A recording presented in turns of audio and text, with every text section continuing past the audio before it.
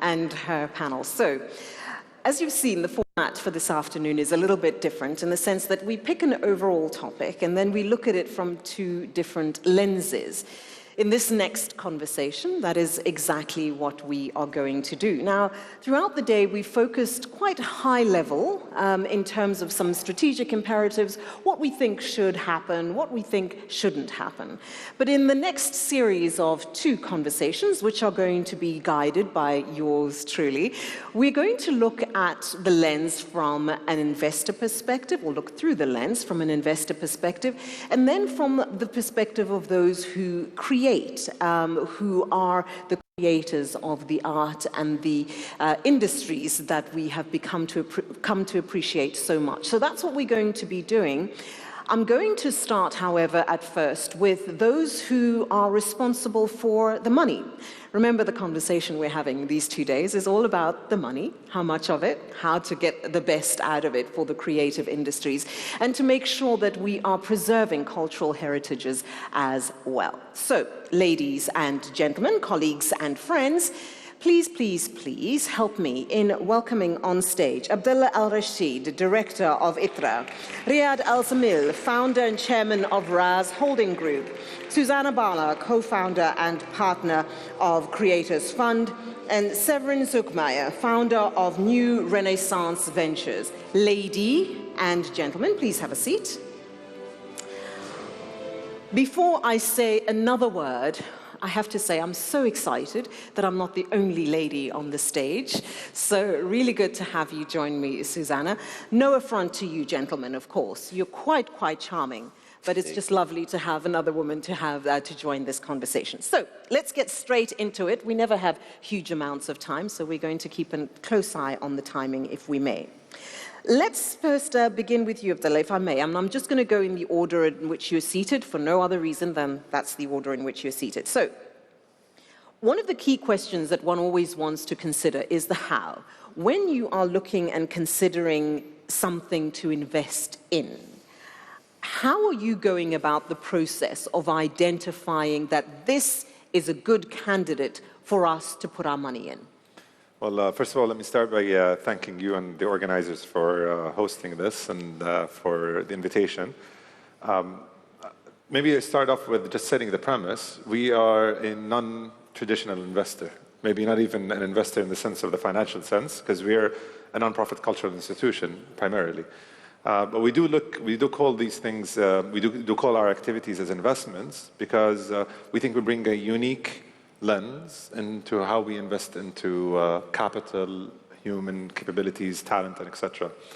And I think that unique lens, when answering a question about how, is that while maybe a financial investor will look at the financial bottom line of the investment, what the model is and what market size is and all of those traditional models, we have the double bottom line of the social impact lens as well.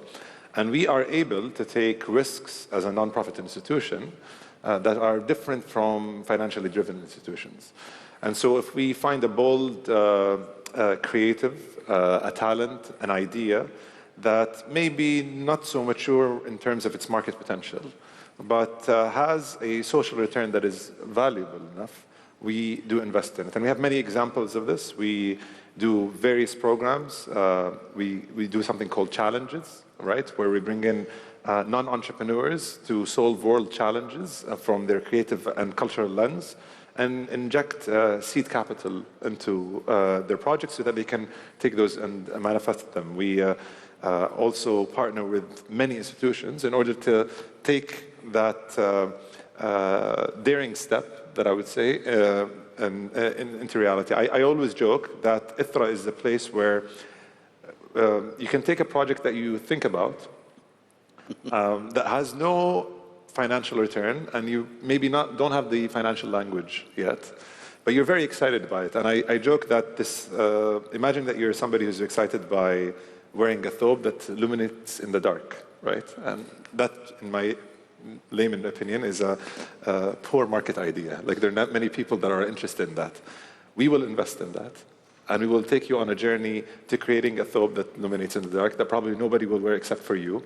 Because we feel that the investment that we've made in you is going to teach you a how that ultimately will mean that you'll create a company, start jobs, and etc. And we have, maybe we'll get to that later, but we have many projects that have resulted in that as a result of it. So this repeat investment in individuals means that they're able to develop a skill set that then other investors on the table can deal with market parameters with them. I would like to talk a little bit more about the people behind the investment, because that's essentially what you're investing in, right? It's not the, but we're going to come back to that conversation. Riyad, how differently do you view this question of making or choosing where to put your resources? First of all, thank you for having me here. I'm so honored. I think it takes two sides to decide when you want to invest, especially in this kind of businesses, which is culture or creative industry. I think it's a very talent-based businesses. So you need to study the entrepreneurs themselves and the business or the business model. First of all, this industry is I think we are in the evolution of the maturity of this industry, especially here in Saudi Arabia. So we have to distinguish this very well. Very important factor that there is a governmental support and a nation support toward this kind of investment. So this, what gives the investor the appetite, and the drive to go ahead in this kind of investments. But going back to the decision when we invest. So first of all, culture entrepreneurs or creative entrepreneurs in this kind of culture, they're in the center of the creativity, technology, and community.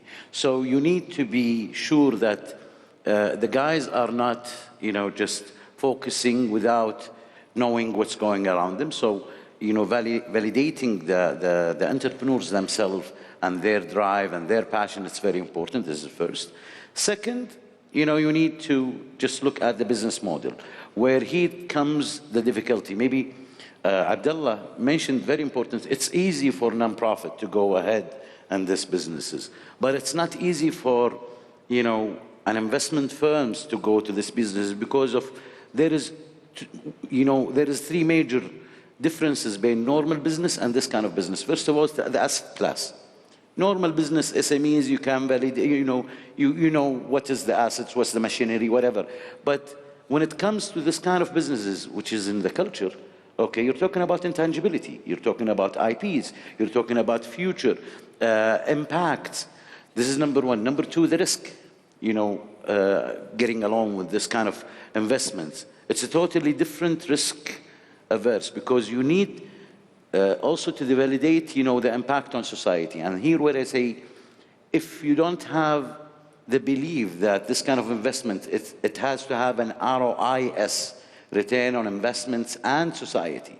Because for them, even if you lose in the investment, where you gain in the society, they're having a win. So this kind of, let's say, knowledge needs to be in the investment committee who wants to decide. Third, I think the valuation. So it's not easy to do this kind, the valuation for these startups. Maybe it's easy to go from the early stage, but I mean, in some countries where it's matured, and there is a normal business model, and there is a long-term revenue associated, so you can do the valuation. But in this kind of business, especially when it's early, you have to have this flexibility dealing, with the founder or the creator, people who's working here, that you can be adaptive when you need to set goals, you don't want to take a lot from their, equities, because they need to have this ownership. So I think it's a very unique proposition and a unique kind of business that you need to bring special matter experts with you. To understand and see, what's the business model or operating motors that works outside. Maybe with the technology involved in these kind of businesses, it becomes a bit easier. That's why, VCs are hardly coming to this kind of businesses because, again, there is limitations of time, limitations of business models that have been there. But when technology comes, to the culture tech, or whatever investment, music, when it comes with technology, things are different and they can go to the VC path rather than the SME. Suzanna, if I can then come to you, because I see you nodding and smiling a lot, particularly on the question of... I didn't see that. I didn't see that. It's okay, Riyadh. She wasn't mad at you. No, particularly when we are in thinking about sort of VC, which Riyadh mentioned, and traditional forms of funding and some of the criteria that is used. It's almost as if we're doing a copy-paste, but we're pasting onto something where the model simply doesn't fit. 100%. So if we're looking at the question of how we think differently, in your view, as investors, what are the things that we need to be prioritizing in terms of how investments can work better to serve both the investor and the investee? Basically, well, I'm a kind of alien who coming from I used to be a marketing director in high-end fashion, so I understand IP and IP licensing and how to build multi-revenue stream empires, really. That's what LVMH is and many other brands. And I started to get into venture capital, and then I got out of venture capital, the classical venture capital, because I realized that looking at things, you can't wear the same coat, you know, in cultural investments at least. And I've been spending the last 3-4 years on a methodology of how we actually, I spent a lot of my time finding the most amazing cultural entrepreneurs and technologists, and basically selecting the most amazing artists who are the institutions from MoMA to Serpentine. I'm not naming many cultural institutions. They don't have nor the know-how how to invest in them, and they don't have the funding, unfortunately, how to fund these cultural entrepreneurs. And if you're selecting the brain instead of the product, because everyone's focusing on a product in the art world, like that's why it's so lucrative, the sculptures, the paintings, you know, NFTs, product. I'm focusing on IP, and I'm focusing on tech primitives, two things. And when you combine the tech primitives, you can license the tech primitive and build the 10x investment profile from venture investments. And then I have the most amazing cultural entrepreneurs. I'm marketing their technology and actually empowering the institution. We're replacing their exhibitions, games, films, etc. So it's like a dual model. And I think if I'm giving money just to a cultural entrepreneur, they're going to spend it and burn it in a fast amount of time. So you need to, it's more like a venture studio builder model. Like you need to have a build with them. You need to have methodologies. You need to have the social capital as well. So it's like a whole systematic approach that I think is lacking in the cultural aspects, but it's untapped potential, you know. And culture is the key for societal change, which is my slogan and obsession. And if you're bringing in the business acumen from venture capital and venture building, plus the IP licensing from fashion, this is the sweet spot. And the time is now, because the gallery model is collapsing, institutional model is collapsing. And actually, I read about you last night, and you have a very similar methodology, Riyadh. Yeah. And I was super excited to hear about you, because like I love meeting with other entrepreneurs or builders or investors who look at systematic problems and solving them systematically. Thank you. I think that's so interesting, because what I'm beginning to hear is this view of, yes, there is the product, yes, there is the funds, but ultimately, if we are looking at what the underlying asset is, which is the creator, if we're thinking of investing in underlying assets, which is what funding should be doing in any event, then we are able to better sustain what they produce in the long run. Before we explore that view a little bit further, Severin, if I can then come to you. If we consider what the previous speakers have said, but we're also looking at how we decide on when an idea is ripe for us to invest. How do we do that in a way that is meaningful, impactful, and sustainable? Yeah, fair question. I mean, I think that's not mutually exclusive, right? I think it's the other way around. It's mutually beneficial. So if there is a creative impact, there is also very often scale to it. And I think in venture capital, you need to find those models where the creative impact and the scalability is given, right? And I think there's a lot of models. We just need to look around. They already exist, right? I mean, the biggest startup, so to say, in Europe is a company called Spotify, right? That is a creative tech company. In US, you could say a company like Netflix is in the most 10 valuable companies. There, it's also creative industries, right? Yep. You could argue electronic arts, which is now, I guess, being a lot discussed in this country as well, is also creative industries because that's gaming. So these companies already exist, and there is a lot of examples of highly scalable venture cases, hyperscale companies, which are in the creative industries. We just need to be more aware of that. And I think what we need to do is to kind of build a home for them, right? And that's what I'm trying to build with my fund. Because when I started the fund, and really the motivation to start the fund was like, you have all those deep tech funds and fintech funds and health tech funds and you name it, right? And it's very good that they exist, but there's not a single creative tech fund out there in a way, right? And I'm in venture for the last 8 years, roughly, a bit longer than that. And that kind of bugged me. I was like wondering, why is that the case, right? Is there just not enough opportunities? Is the exit landscape not interesting enough? Why is it that we don't have dedicated funds for the creative industries? And I did an analysis, and if you look at the top tier funds in the world, like the Sequoias and the Andrews and Horowitz of the world, if you look at their portfolios, it's quite surprising. You learn that quite a high percentage of their companies are actually companies in the creative industries. Yep. And again, I'm talking about Spotify, I'm talking about electronic arts, I'm talking about Figma, Canva. Think about all the Gen AI image video tools, Gen AI audio. So there's a huge wave coming of creative tech companies.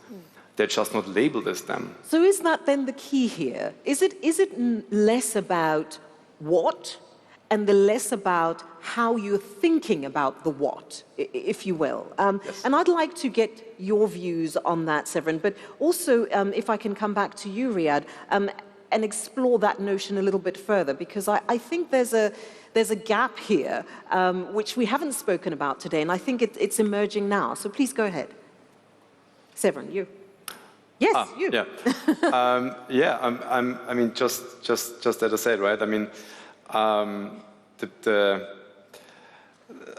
what am I doing at the end of the day is like building a home for tech founders in the creative industries, right? And the interesting part is that creative tech founders are usually very, very passionate about what they're doing. But what they usually don't have, let's say, the view on the tech market as other founders in the tech industries would have, or in the deep tech sector and so on. So the moment you build a home for them and the moment you build brands and an ecosystem for them, I think you will also see a dramatic increase of founders actually building tech companies and scalable models because they see it's possible to build that. Yeah. And that is really the vision also here for the fund. Yeah. I believe one of the gaps where we have to really highlight, okay, it's the alignment between the investor mindset and the creator or the creative or the, creative mindset. So, these guys are more emotional, more attached to whatever products or things they do. And the other party is very logical, okay, data-driven, number-driven. So I believe if there were, when there is, such, what she did coming from the background of creativity, culture, fashion, knowing that, passing through the numbers, having this, let's say, 360 view where she knows the language of the creator and the, and the creative talents, and knowing what it takes for a company to scale. If there will be this alignment, and if you can educate and you can get closer a little bit to their creative mind, and they can get closer to what it takes to sustain their businesses. And that's the problem. Again, let's agree that, normally anything in the culture world, okay, it's a very personal. So you will see an artist or a painter or musician. So it's a personal, it's a hobby, mostly hobby. So how can you convert this hobby to convince him that you have to be a legacy? And how this can be a legacy is by sustaining this and scaling for the long term. So you need to give away, sometimes part of what you want to do, again, you know, it's the 80-20 rule, how to pass through the bottleneck relation, I would say. Abdullah, this is sort of what you try to do, right? Is you're trying to identify where you can enhance skills so that it's not just about I'm personally creating these beautiful things and I'm hoping someone will see them and buy them, but I can create the beautiful things or the beautiful experiences or whatever it is and still have the know-how about market access, about funding, about the language of funding. How does that actually work in reality though? Because sometimes people who do create need to be in a prolonged state of creativity in order for them to do what they do, which doesn't necessarily allow you to emerge and do the boardroom thinking and the finance deal making. Yeah, I think that's where institutions like these come, institutions that have the mindset of the financial aspect, but the other, the respect for the cultural sector as well.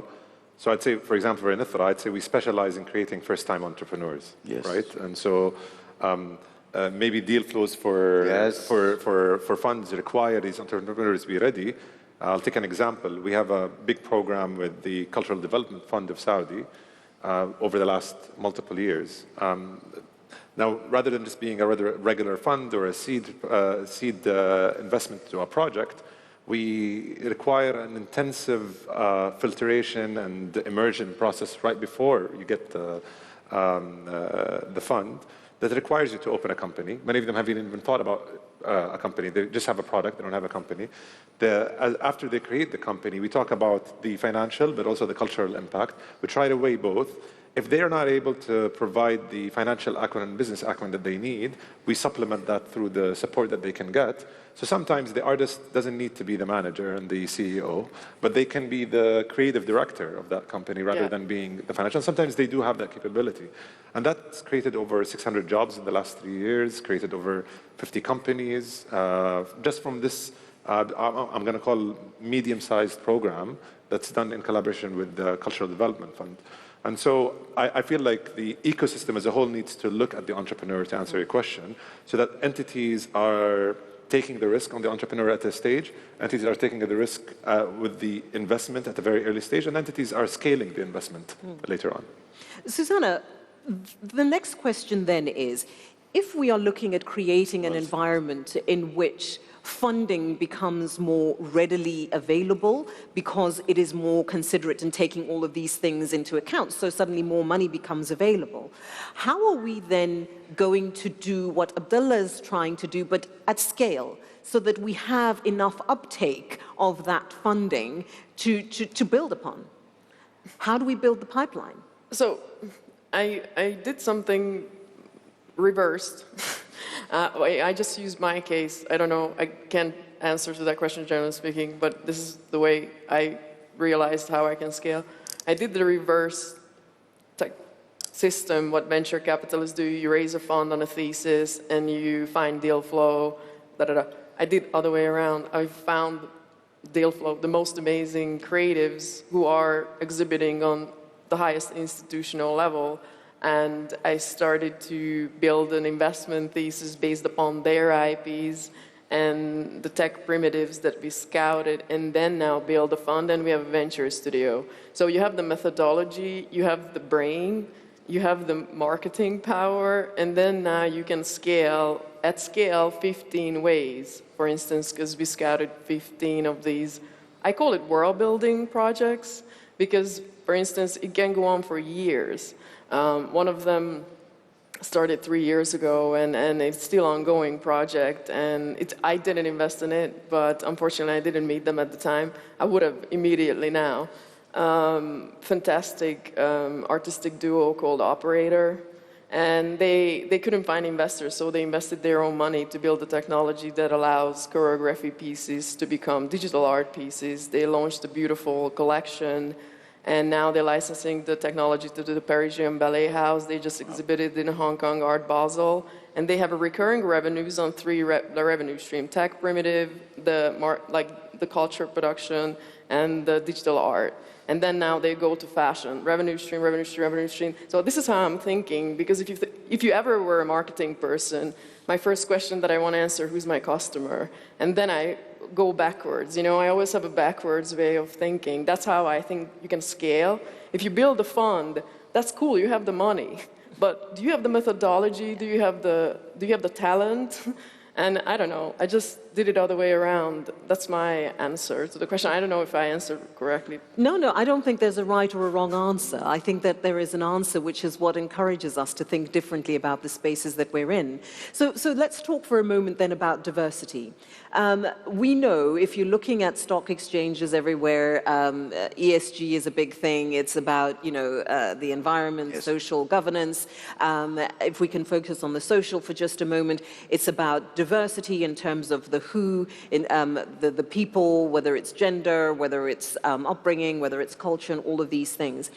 How then do we ensure that when we are thinking about funding, that diversity is included in there? Because the assumption that people may make is that, of course, it's going to be diverse, but that's not necessarily so, because as with everything, it has to be deliberate. If I can get you perhaps to go on that first, Suzana, and then Severin, I'd like to hear your response on that. Diversity as in the founders? No, the diversity as in the considerations that you're making when you're allocating funds, ensuring that you're not just giving funding, but that you're fostering a diverse environment for creativity. I have a multiple answer to this question. Okay, can you give me one of your multiples? Well, I guess one of them is like diversity as in diversity in like how I like gender, maybe your color, whatever. Yeah, but like it can be economic diversity as well. Exactly. So that's what I was starting to ask. What kind of diversity you mean? I think it's in a sense economic diversity. So, for instance, I tell you examples. Like I never look at people. I'm a female GP, by the way, in Silicon Valley. So, like, if I look at, and blockchain, I was into Bitcoin since 2013. So, I'm like a weirdest person in all of the rooms. I don't look at that type of diversity ever. I look at taste.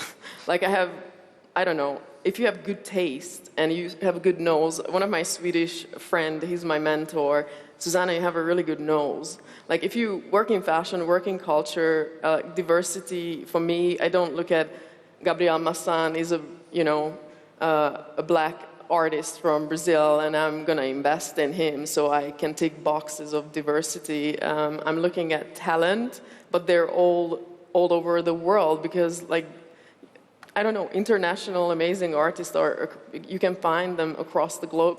If I look at the diversity, if I look at economic diversity. I might have, go just... Please. I think when you have this value inside, sorry about that, I mean, because it's, when you have this value, as a GP or an investor in you, okay, I think the selection of, the founder, he has to be aligned with you in this value. So if you're sure that, whoever you're investing with is aligned with you in this kind of, value, I think in this case you will just check this, Yeah, value aligned, that's it. The most important thing is that, to be honest. I'm so sorry. I'm going to blame them because they didn't give me enough heads up to tell me that we were out of time. So we are out of time, but I really think this diversity question and how you approach the notion of diversity is precisely where I was hoping you would go. Unfortunately, we don't have time to go further down that route. So, Abdallah, Riyadh, Suzana, Severin, to all four of you, thank you so very much for joining me and for your insights. Much appreciated. Please show them your thanks. Thank you. And if I can ask you to exit that way. Thank you so very much. Thank you. Thank you so much. Thank you very much. Yeah. Thank you. Thank you, Suzana. Thank you. I know it's over too quickly. If I can ask you to go this way. Thank you very much. Thank you. Thank you. So as you could see, our conversation is trying to look at both sides. The panelists in this conversation were really all about looking at it from the investor's perspective. What are some of the considerations that they have? How are they approaching how they invest, the decisions that they make around who to invest in, when to invest in those people, and for how long to invest?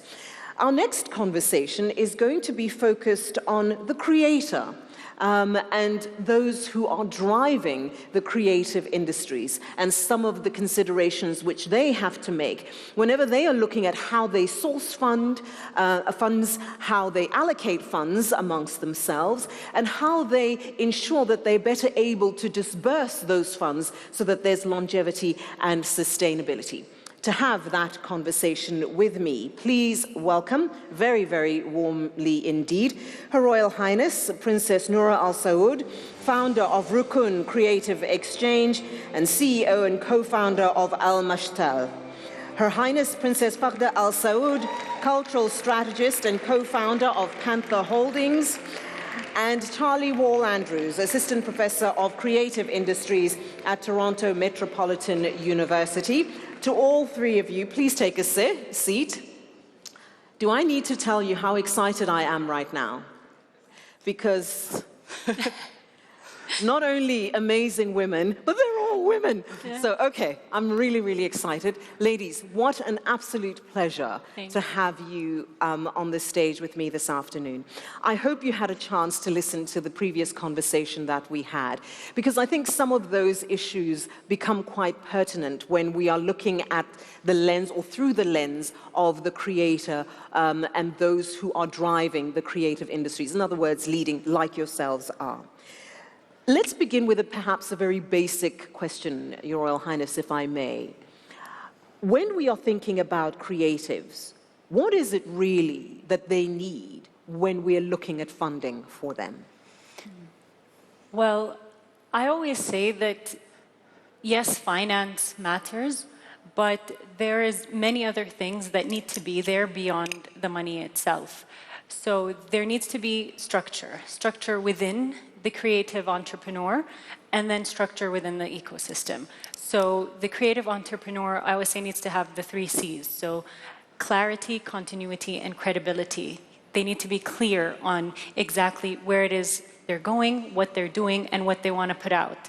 They need continuity to build credibility, because that's when investment will take them seriously.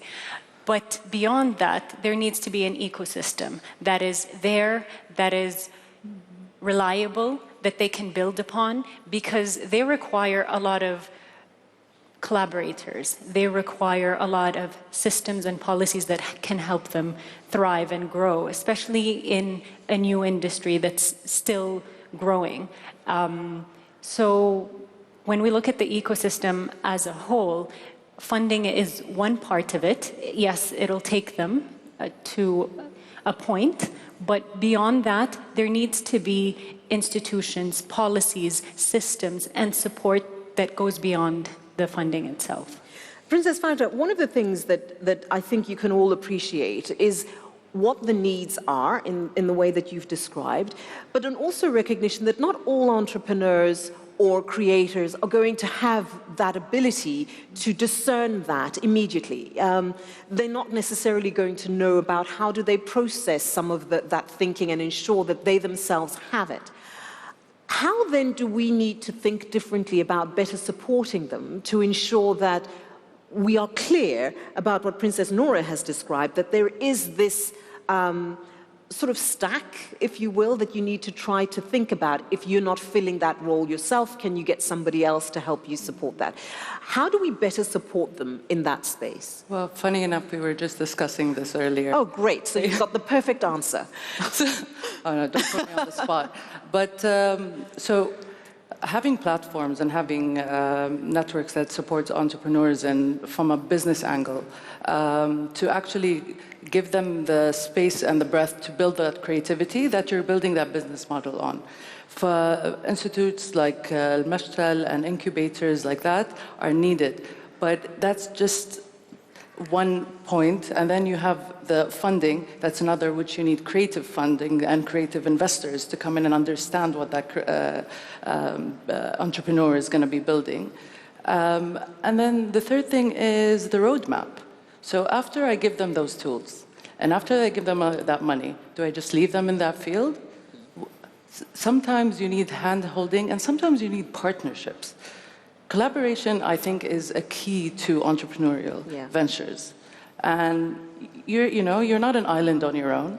You can build with people. Within Panther Holdings, that's what our whole structure was. It's collaborations. We started as one company in the cultural tourism realm, and then tried to close the ecosystem by working with other companies and other creatives and other investors, seeing the gaps in the market to build it. So I think it's all of them. You can't just kind of... You can't pick, you right? can't pick and choose. You have to look at all. So then, Charlie, if I can then come to you, we're alluding to it a little bit, but I'd like to get your sort of studied view on the barriers that are being faced by the creators and those who are leading creative industries. What are some of the most profound barriers that we perhaps are not thinking about in terms of better supporting them? This is a great question. Research shows that some of the barriers in major markets are nepotism.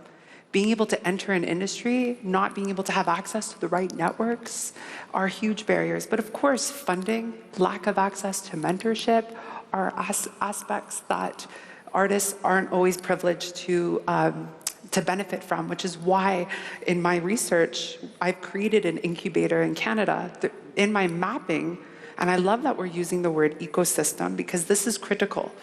In my mapping in Canada, there's over 140 incubators or business development programs that are inclusive to artists.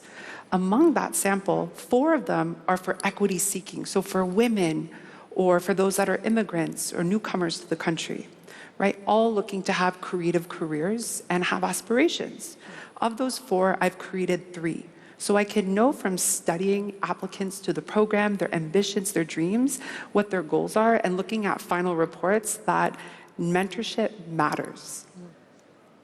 In fact, program participants, because in one of my programs, they get capital, they get funding, they get an educational curated session on legal fundamentals, marketing strategy, building a business plan, all of these elements that are important.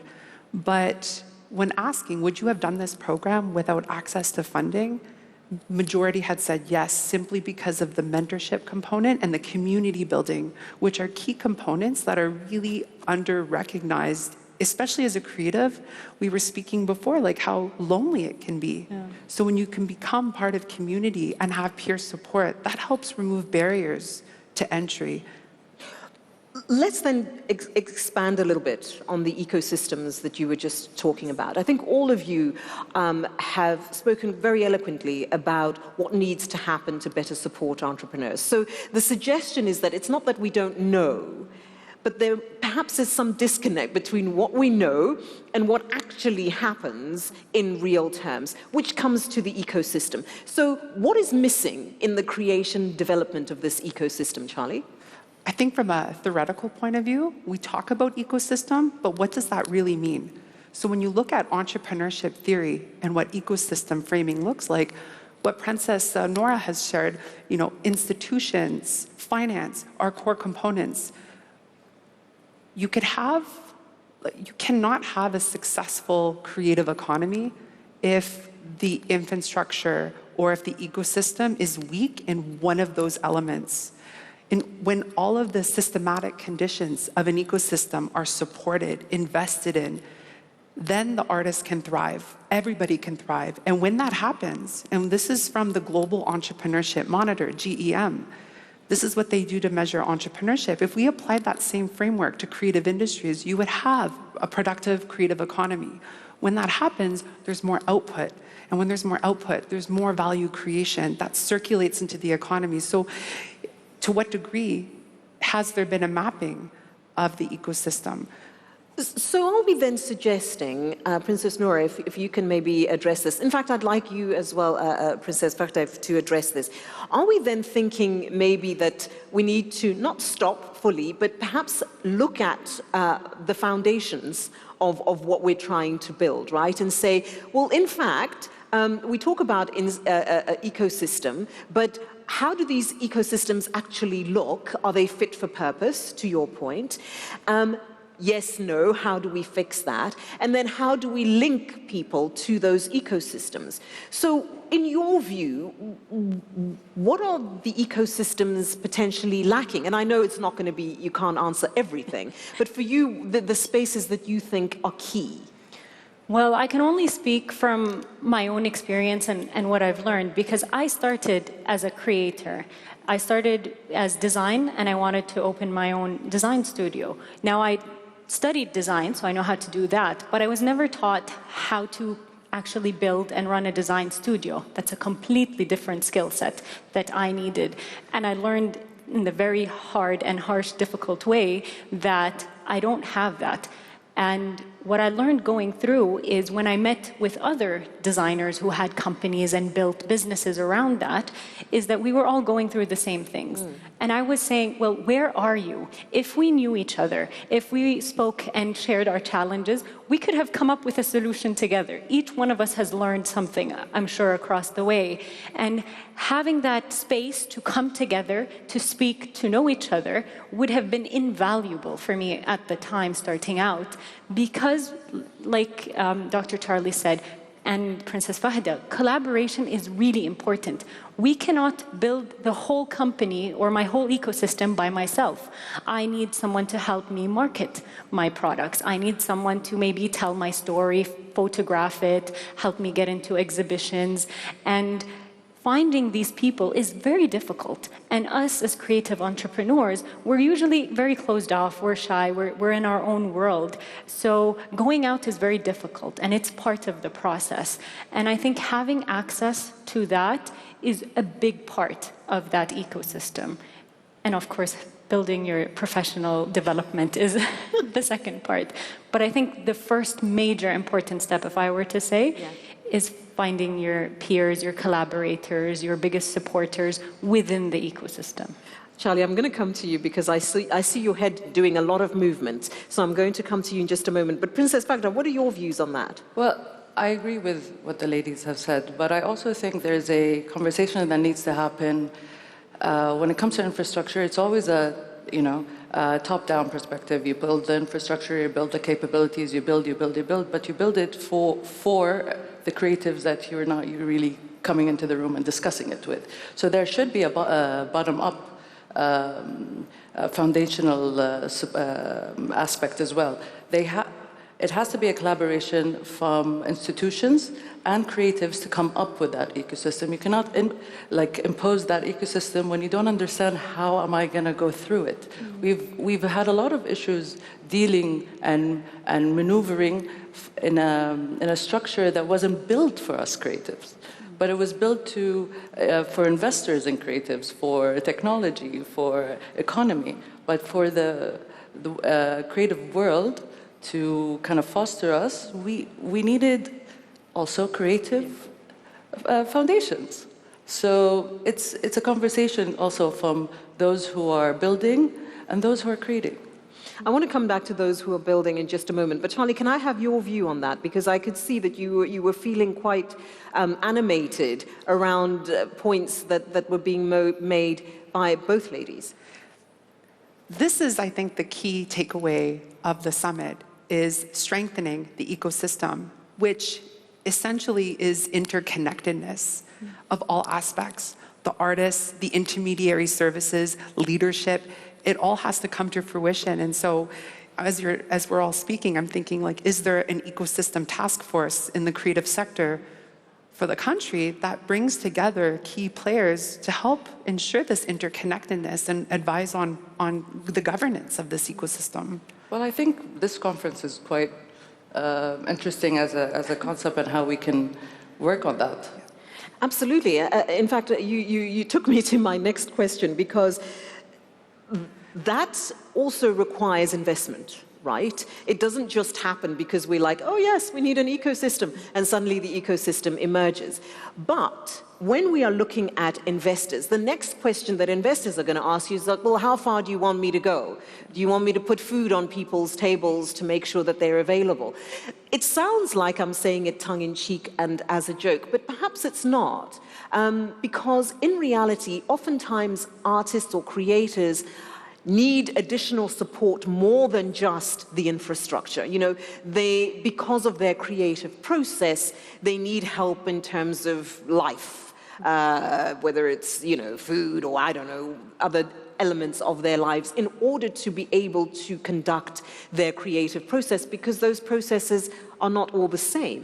So how far are we thinking funders need to go, Charlie? Great question. And we can see in different markets around the world how the way that you roll this out will have implications. So let me give an example. In Canada, we have a very good funding structure where artists can get grants. But the thing is, now they're too dependent on it and they're not so catered to market. Then you look at the United States where people are very catered to the market, but they don't have the public sector funding to help them accelerate. So when you have a hybrid system, great things can happen, but it's how do you ensure that those resources don't become, I can only survive if I get this funding. Right? How do you take your career so that it's sustainable? It helps you scale and grow. And I think we need to understand artists' lifestyle, like the phases. The emerging phase has different needs than an established artist that might be exporting into new markets and so forth. So I think in terms of funding structures, factoring that is a critical component. Princess Ferda, your view on that? I mean, to me, as somebody who doesn't work in the creative industries per se, because a lot of what we're doing today is the creative space, but are we asking too much of funders or funding to say, you've got to look beyond just the end product and the commodity, that there's a whole additional requirement that goes with that funding, and how can you think of your modeling differently? What do you think about that? Well, look, I believe I'm a creative as well, but I'm also a business owner, and I work with creatives. And I think there's a balance between, I'm still funding and investing in creatives in say, developing a building when it's a cultural assets, and I'm working with creatives to fill that building and fill it with creativity. I needed to come to fruition at the same time, make money, develop it, be commercialized. And I think it's a collaboration between me and that creative to come to an understanding of my expectation and also my space to give them to create. Yeah. And this is when investors need to get creative themselves. This is not your average investor. This is not a, culture is something you have to believe in. And to believe in, you have to take a little risk. But also the reward is much greater. So that's what we're asking investors to do. Just take a risk on us, because as in Panther Holdings, we've already seen this. The risk we took gave amazing rewards. Yeah. And we are, one of the leading profitable tourism cultural companies here. So. I think they like that. Princess Noura, you? So for me, I share the ladies' views completely, but I also say we need to have a reframe on the creative and cultural ventures, projects, and businesses. We have to stop looking at them as charity, because that's how they've been seen by the people in the ecosystem and as well as any kind of funding coming from outside. And I think, like Dr. Charlie said, when you become dependent on it, you're not building your own capabilities and strength to survive. المشتل, which means plant nursery, was built for that. It means we will help you provide an environment, the right nutrients for you to grow strong roots to be able to survive outside. When an ambitious creator can build confidence, sustain themselves, and have this pipeline of projects and income, that's what it means to be successful. It's not just how much money we make, it's being able to continue and do this. We opened Al-Mashtal because we saw so many creatives working, but that was after their official careers, because they never believed in themselves that they could survive without having another traditional career to follow through. And that's why professional development, mentorship is really important, and building that business acumen. Because I always say we do this, like Princess Fahda said, because we love it. There's something in us, in our minds, that we imagine and we want to bring forward to the world. And investors need to understand that, because it takes time to mature. It takes time for the public to understand, to get it picked up in the market. I believe 100% that we need to think commercially. We need to think big. We need to think that we need to sell products, sell services, sell ideas in order to survive. And I always say, like, look at Bill Gates. He worked and built Microsoft, and after he went and tackled, the problem of malaria in the world, and that's his altruistic project. So us as creatives are the same. We do it because it's altruistic and internal of us, but we need to understand that in order to be able to do that, we need to survive as well. Okay, we're almost out of time. I'm sorry, I've got to do this. We're almost out of time. I need from you just one go-to, as briefly as you can, from each of you, as to how we can, in our own worlds, what is it that we need to think about doing to try to better support the creatives? So, Charlie, if I can start with you, I'll work my way back this way. Great. Measurement. Measuring the impact economically, socially, culturally is key to be able to advocate for more support for the arts and to know to the degree that it is shaping our society for the greater good. Princess Fahda? Well, I think developing the bottom-up approach and really working with destinations, economy, and cultural assets within it is just gives the ecosystem a better, a better chance to grow. Yeah. Princess Noor? So I'm going to steal like an artist, and I'm going to steal something from what Princess Fahda said, and it's... Okay, disclaimer. We're not promoting stealing.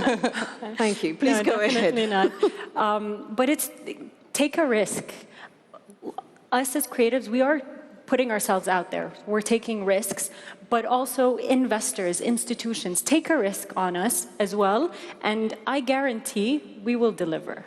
So would it then be safe to say that if we take a measured risk and we do assessments that run from the bottom up, that we should be able to build ecosystems that are better suited to growth and sustainability for creators? 100%. Would that be correct? Definitely, yes. Okay, I'll give myself 1 point. Thank you very much, ladies. It's been an absolute pleasure. Thank Princess, you very Princess. much. Doctor, thank you very much. It's been a pleasure. Thank you so much. Thank you. Thank you so much. Thank you so much. Excellent. Please go that way.